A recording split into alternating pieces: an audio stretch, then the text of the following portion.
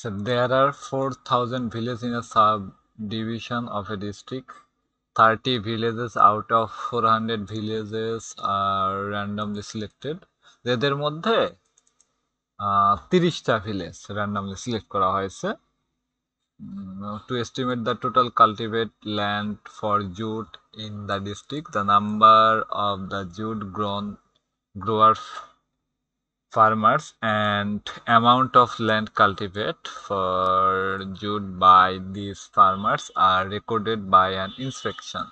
It is noted that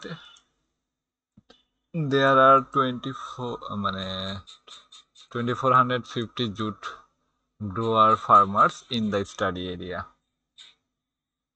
ওকে, যে total আছে 2450টা farmer, আর এখানে ভিলেজার সংখ্যা হলো 400টা। ওখান থেকে 30 ভিলেজকে আমরা র্যান্ডমলি সিলেক্ট করেছি।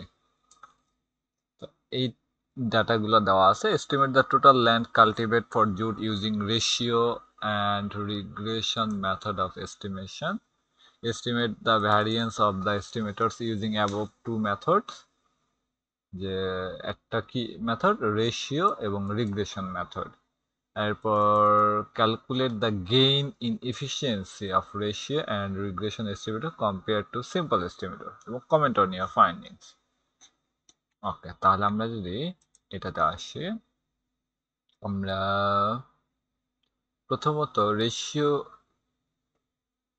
আচ্ছা এন এর ভ্যালু কত, 400, আর স্মল এন এর ভ্যালু 30, আর সামেশন অফ এক্স কত দেওয়া হচ্ছে 2450, যে অক্সিলারি ইনফরমেশনটা দেওয়া আছে। তাহলে আমরা যদি এখানে 2450কে 400 দ্বারা ভাগ করি তাহলে এক্স বার আমরা পাবো। তাহলে এটা হলো 6.125। আমাদের ভিলেজ সংখ্যা কত? ভিলেজ সংখ্যা হচ্ছে 30 হচ্ছে আমরা র্যান্ডমলি সিলেক্ট করছি, বাট 400টা ছিল। আর টোটাল 400টাতে আরেকবার আসি,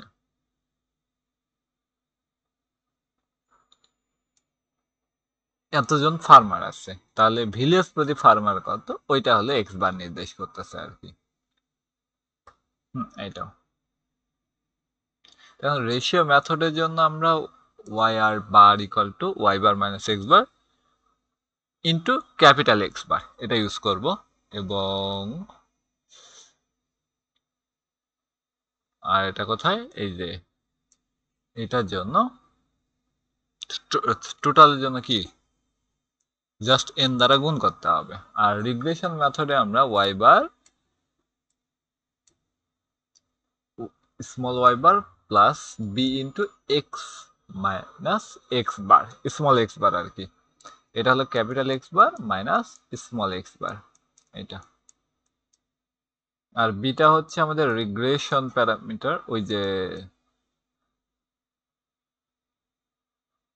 কোভ্যারিয়েন্স of X Y divided by variance of X, এটা ইউজ করতেছি আর কি। তো এখানে অনেক থিওরি আছে, তাহলে আমরা সরাসরি এক্সেলে যাই, যে এক্সেল ক্যালকুলেশনটা দেখা শুরু করি।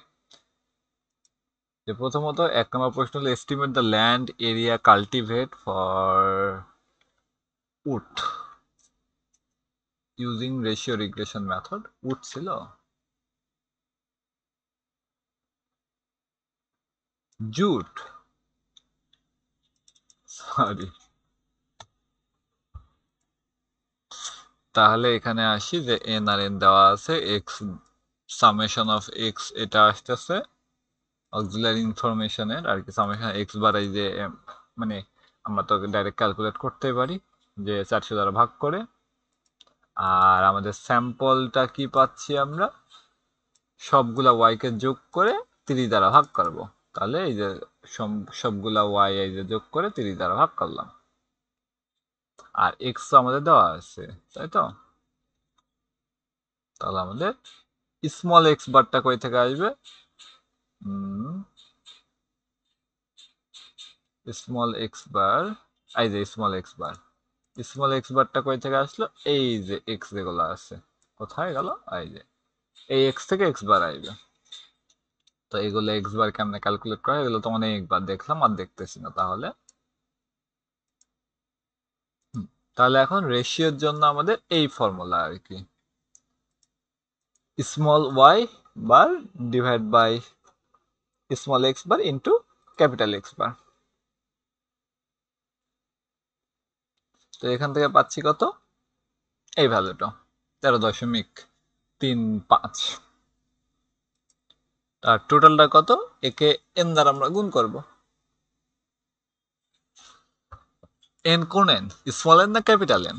এখানে যেহেতু আমরা চাচ্ছি এস্টিমেটেড টোটাল, তাহলে আমাদের ক্যাপিটাল এন হলো 400। আমরা এস্টিমেটেড স্যাম্পলের তো চাচ্ছি না, স্যাম্পলের টোটাল তো আমাদের দরকার না, এখানে পপুলেশন সম্পর্কে আমরা ধারণা দেব। এরপর রিগ্রেশন মেথডের ক্ষেত্রে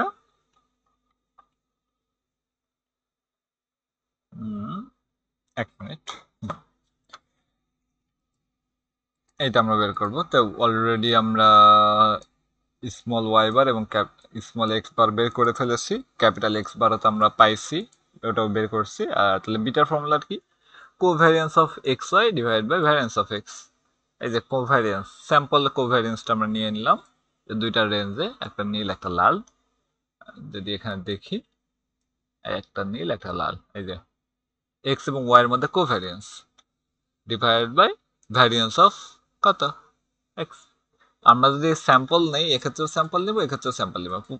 পপুলেশন এখানে নেওয়ার দরকার, স্যাম্পল নিয়ে নিব। পপুলেশন নিলেও সমস্যা হতো না, কারণ রেশিও করতে গিয়ে আবার সেমি চলে আসবে। বাট এখানে এস লিখতেছি না, ওই জন্য স্যাম্পলটা নেওয়াই বেটার। দুটার রেশিও হলো কি? বিটা। তাহলে এখান থেকে আমরা পাবো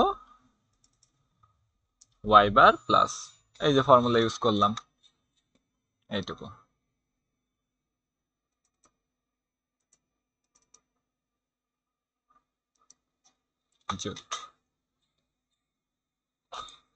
এখন রেশিও মেথডের ক্ষেত্রে যদি আমরা ভ্যারিয়েন্স অফ ওয়াই বার বের করতে যাই,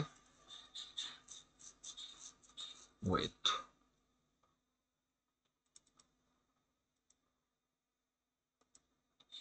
ভ্যারিয়েন্স অফ ওয়াই বার চাইছে।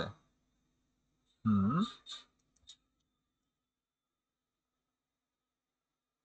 estimate the variance of your estimator।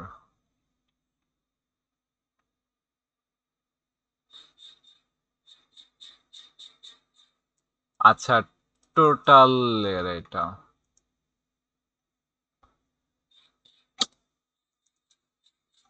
এখানে একটা হ্যাট ছিল।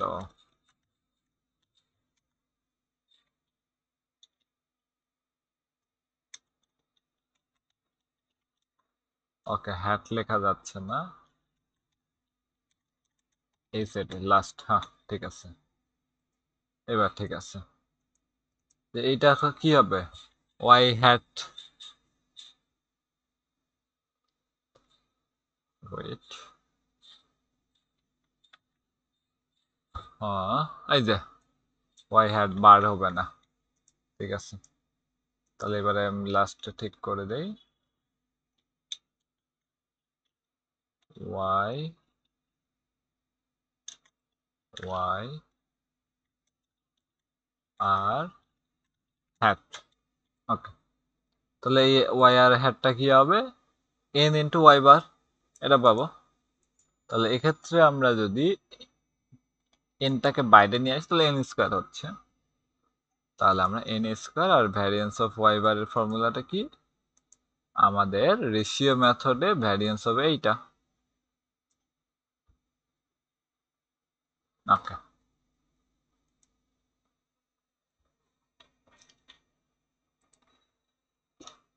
এই যে এটা। তাহলে এস ওয়াই স্কোয়ারটা কি? ভ্যারিয়েন্স অফ, মানে এস এর ভ্যারিয়েন্স বের করব। আটটা কি? আটটা তো আমরা এই যে এখান থেকে পাচ্ছি। আর আর কি আছে? এটা তো কোভ্যারিয়েন্স, এটা তো আমরা সবগুলা বের করে ফেলছি। তাহলে এখান থেকে কি পাবো?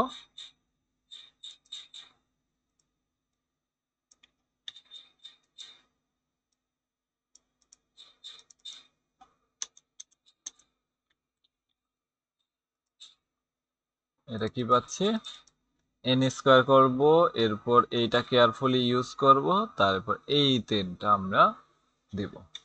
আর আর হ্যাটটাই যে এখান থেকে ক্যালকুলেট করছে, এস ওয়াই স্কোয়ারটা এখানে ক্যালকুলেট করছে। ওকে, এইগুলা রিগ্রেশন মেথডে আমাদের এখানে রো আসবে আর কি, এখানে আবার ওই হ্যাট হবে, নট বার।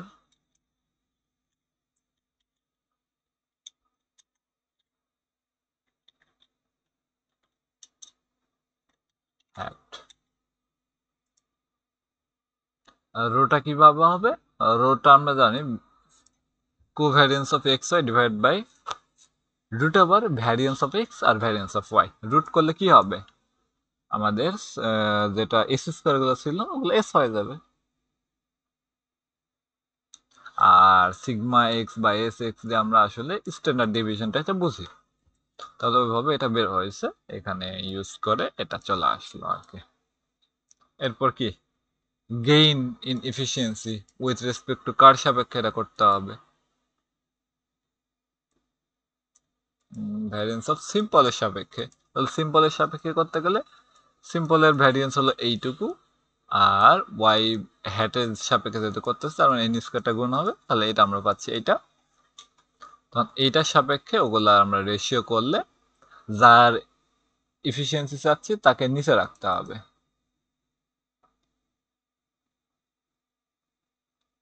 ও এটা গেইন হচ্ছে না, আমরা যদি এই কাজটা করতাম যে হলো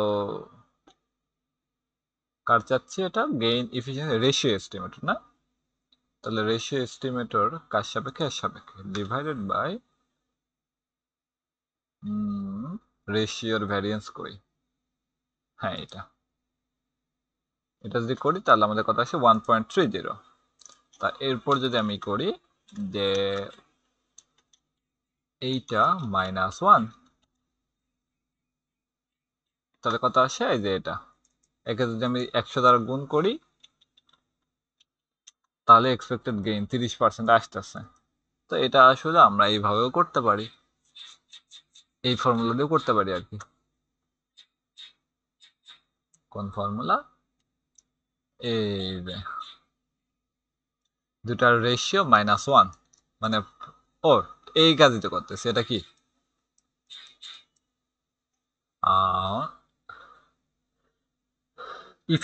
ইফিসিয়েন্সি -1 ইন্টু 100%, যেমন পাচ্ছি। আর এটা 30% লেখা আছে, এটা কারণ হলো এখানে পার্সেন্টেজ সিলেক্ট করে দেওয়া আছে, জেনারেল দিলে এই যে এটাই চলে আসবে। এখান থেকে যদি আমি পার্সেন্টেজ সিলেক্ট করে দেই তাহলে পার্সেন্টেজ দেখাচ্ছে,